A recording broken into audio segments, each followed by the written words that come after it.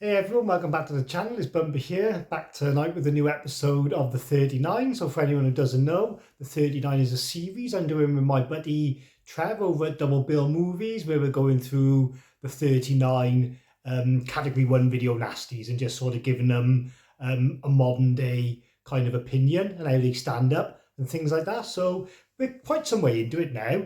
It seemed that we're still at the beginning because we only just passed the letter C on the alphabet, but there's a lot of films that begin with the earlier letters, so there's a lot of cannibal films. So coming to the end of them now, and we probably kept the best for last because we got Cannibal Man. Okay, so before we get into the movie, me and Trevor both got the same physical media release. Okay, so this is a beautiful version from Severin. It's all embossed by you. The slipcover's amazing. Got this nice image on the back then as well. And then it did have a reversible art, so I changed it around.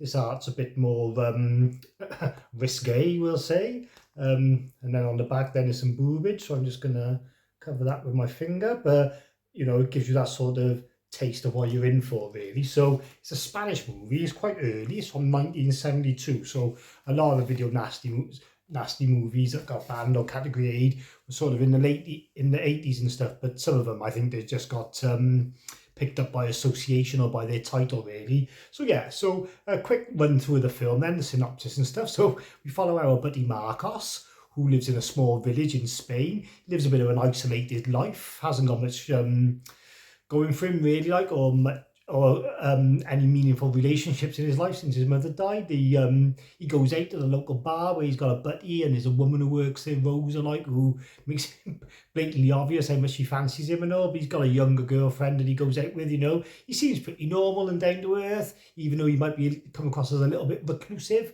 But they all were by saying now in 1970 Spain. If you see where he lives, it's not like a big bustling community. Like, there's a couple of bloody shacks in the middle of nowhere, so it gives you like a bit of a westernized feel, really.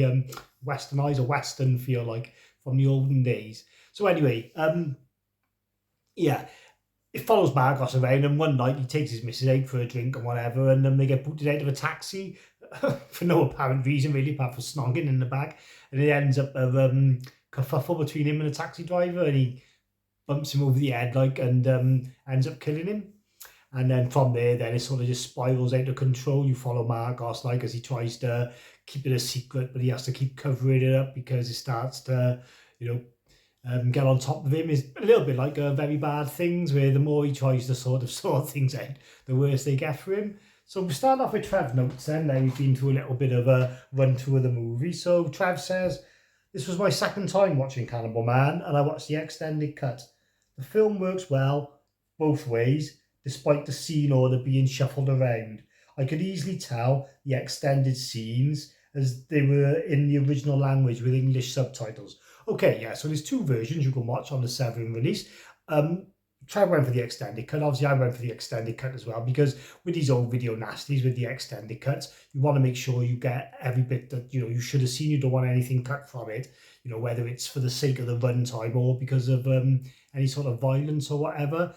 And so, yeah, so where there was English dubbing for the majority of the film, every time you get to one of these extra scenes, they were subtitled. And I think the beginning is a little bit mixed around. On the theatrical cut, you start off in a slaughterhouse with these pigs getting killed, or cows, sorry. And in the theatrical cut, the extended cut, it takes a bit longer to get to that scene. But I've only seen the extended, so that's about as far as I can go with explaining the differences. Okay, then it says, "Does it feel like watching a video nasty?" Not really, though a couple of the kills are brutal. It didn't seem like video nasty material. The title must have got it on the 39 list. The original name, that translates to Week of the Killer, is a much better title. Okay, so yeah, so originally the title was Week of the Killer, and then it was changed to Cannibal Man.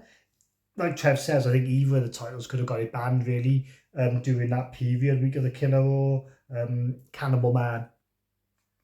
But yeah, it didn't really feel like watching a video nasty. It was cleaned up quite well by Severin, but even overlooking the remastering job, it wasn't really as more. It's like it was a slow burn. It was like quite broody. There was a bit of atmosphere to it. Dare I say it? There was a few homosexual overtones running through the movie as well, because he's got this buddy who sort of lives like well, I can't say next door because they're not semi-detached houses, but he lives across the way from him, and he can sort of see into his house through a glass roof.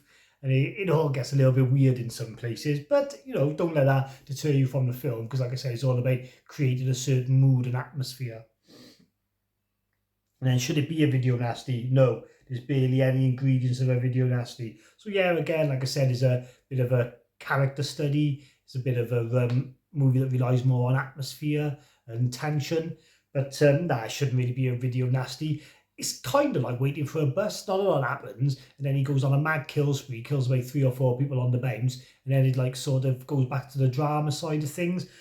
Remember, it's 1972, so for that, the kills, if they're not necessarily massively creative, they are done pretty well, and they try to be as visceral as possible, like throat cuttings and things like that, and stabbings, and yeah, it's pretty violent, but as always, the blood looks like bright red paint in the olden days.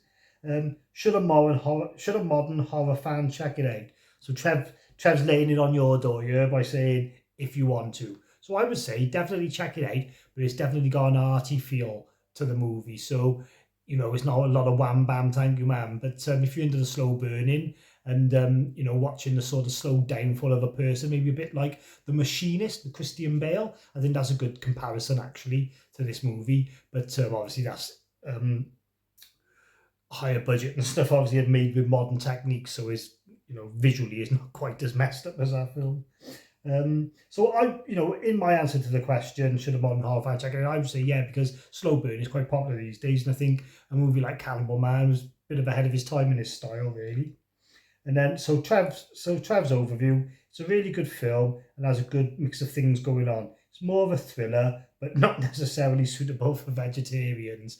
So the title Cannibal Man, and I got to be honest, he's not a Hannibal actor. He doesn't go around eating these people. But what his sort of MO is, he kills them, and then he obviously doesn't know what to do with the bodies, so he's chopping them up, and like he works in this place with an incinerator, and he's chucking them in the incinerator. But people start to get suspicious because he's turning up to work with a sack like Father Christmas every day. So yeah, I thought it was a good film as well. I didn't mind the slow burn atmosphere. I quite like the brooding tension. I say some of it gets a little bit. Oh god, I never know the word I'm looking for, but like there's a bit of sexual tension in the air sometimes. It's quite thick. So yeah, overall, I thought it was a really good film as well. I'm probably gonna go with Trev. I think I sit on the fence. I think I'm gonna go with 7 out of 10 as well. So definitely check it out.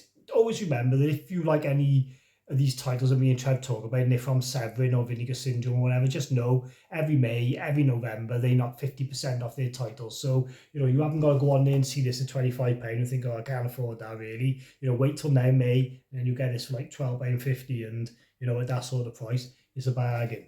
All right then, so I've been Bumper.